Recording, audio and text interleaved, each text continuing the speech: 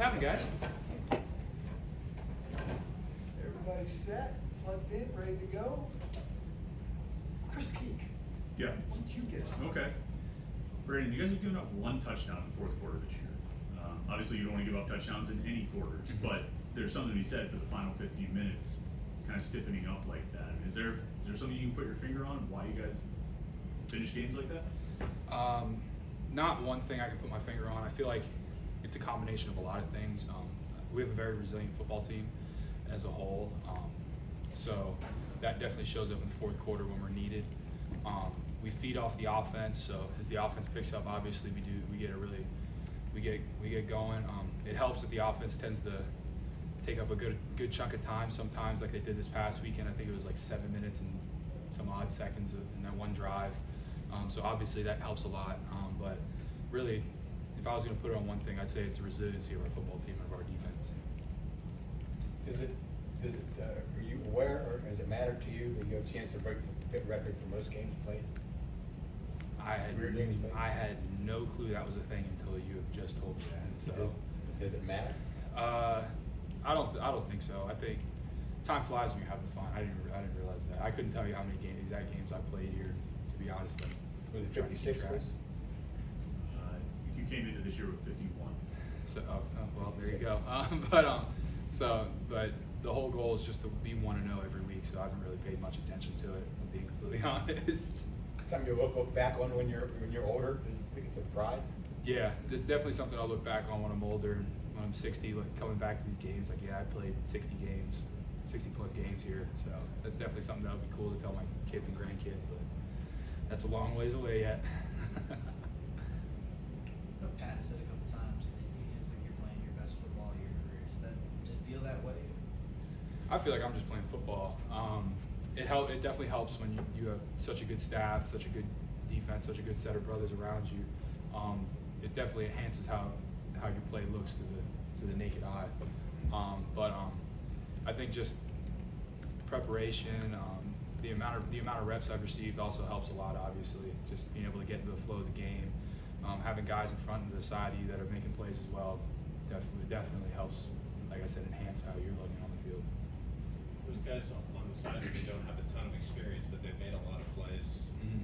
What has made them so good, and what are some of the things you guys discussed that has helped them out? First off, they're great students of the game. Heem, Lovelace, and Kyle are all great students of the game. They're always trying to look for a little edge here, there, and everywhere. They're real good as far as film study goes, and then obviously that translates to the field. And they're phenomenal athletes, if you couldn't tell already. So that definitely helps with everything, and then plus our staff getting us into the right positions with the right play calls and the right coaching definitely helps through and through. Linebacker was here earlier. He broke down all the characteristics that good middle linebacker needs to have. Mm-hmm. And he listed a bunch of them. Is it the toughest position to play on the field? I think you could argue really for any position on the field that it's the toughest position on the field. The middle linebacker definitely has characteristics of every position, which makes it sometimes a little bit more difficult than other positions. As far as you have to have the ability to cover, you have to have the ability to set the front like a quarterback would. As far as being on defense, you have to have the ability to stop the run, to pass rush. You have to be able to do all of that effectively, and that's a big thing that you'll see throughout the country as the weeks go by. Like, the best middle linebackers are the ones that can balance all of that and really be a jack of all trades. So that's really the goal of any middle linebacker, and it's the goal here is to try and be a jack of all trades. And like I said before, it definitely helps having guys to the right and the left of you that you trust wholeheartedly. So, What did Cervosio teach you about playing the position? Me and Voss definitely helped me as far as just how to, like, film study and stuff like that. But me and Voss are very different as far as play styles go. Voss is I'll call it duck a duck. Voss is definitely a little bit shiftier than I am. But at the same time, I'm also 25 pounds heavier than he was when he played here. So that being said, that's what I use that to my strength more than anything. I'm bigger than he was. So that means I got to be more physical. I take on more blocks with my hands, and instead of trying to be shifty and kind of move around a little bit. But hey, if it ain't broke, right? Brandon, you guys stopped the Tar Heels 4 times on 4th down. Talk us through that one 4th down stop, 4th and 1, 8-yard line. You and Kyle just blew up the middle. What was that like? That's a team effort stop on defense. Anybody that coaches football, plays football, knows football is going to tell you that 4th down stops are a culmination of an entire series of plays and execution, and then that one play is execution of all 11 guys doing their 1 of 11, and really just being dudes. You had Sean Fitzsimmons in the D line stepping up, filling their gaps. I'm pretty sure Sean took on two of their O linemen, which allowed me to scrape over the top free, be the free hitter, and come downhill. And then you had Kyle Lewis pulling back on the pile, and the rest of the team flooding in, making sure they didn't get that extra inch that they needed for the first down. So that's entirely a team oriented play. What did you see from Sean when he was on the field? I think this is the first time he played this year against UNC. He's always been a great player. We knew that for a very long time that he'll be something special as he continues to gain experience and really just gain plays. And you guys will see that going forward. That he's a special character. Brandon, you stood up there in the winter and said, "Listen, this isn't a 3-win program. We're going to get this back in the right direction." How have you been able to get it to this point? I think it's the understanding and the idea that we're better than that. I'm not going to sit here and take credit for something that was an entire team effort. That's an understanding. As you turn around, everybody in these seats sits in these seats in the morning is bought in. That's understanding that what we did last year was not Pitt football, and that's not how we play the game. So with that being said, that was an emphasis throughout the entire offseason and all of camp, and now every week that's an emphasis that we need to go 1-0. We need to play Pitt football.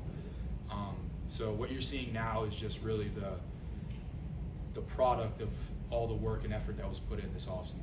As you win, is it tougher to keep that edge? Anybody will tell you after we talk about release syndrome. You might have heard Coach Doozy or any of the coaching staff talk about release syndrome. That's something that you battle every week. As you look at final scores throughout college football, you see teams win big against opponents or rivals the week prior, and then somehow manage to maybe become a little lackadaisical and become a little bit complacent, and then lose a game that they should win. That's something that you have to fight in every program. That's something that we fight here. But really, it's just making sure, driving home the point that we haven't done anything this week. Last time I checked, until Saturday, we were 0-0. The goal is to go 1-0. So that's like the big thing. You'll hear Coach say, prove it, that we need to prove it every week that we deserve to be where we are, that we deserve to win the football game. So that's definitely something we battle with, but I think we've done so effectively so far. Speaking of linebackers, did you see the play Roberts made at the goal line for the Steelers the other night? I did not. I'll have to look back at He it. came flying through before jumping over forced the fumble. You guys aren't going to like what I'm about to say, but I'll say it out loud anyway. I'm a Browns fan, so I find it I don't hard. care. I find it hard sometimes to watch the Steelers games. Oh, so you don't watch Steelers games? I root for them, Mm-hmm. but I can't Why? watch it. I can't do it sometimes, especially when my Browns aren't doing the greatest right now. You should go look at it. It was quite a play. Being a linebacker, you'll appreciate it.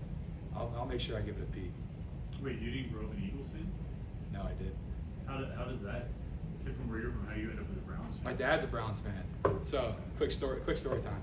So so when I was growing up, my dad was like, I'm a Browns fan, like, because every time that I turned on the TV when I was a kid, like, I thought that's how football was supposed to be played. Every time the TV came on, they were playing in the rain, in the mud, in the snow, just gritty football games. And I feel like that's how football games are supposed to be played. So I was like, yeah, I'm gonna be a Browns fan. And it's been less than exciting for 24 years of my life. But, that's what loyalty is. Sticking around through the thick and the thin. Anything else for Brandon? Brandon is always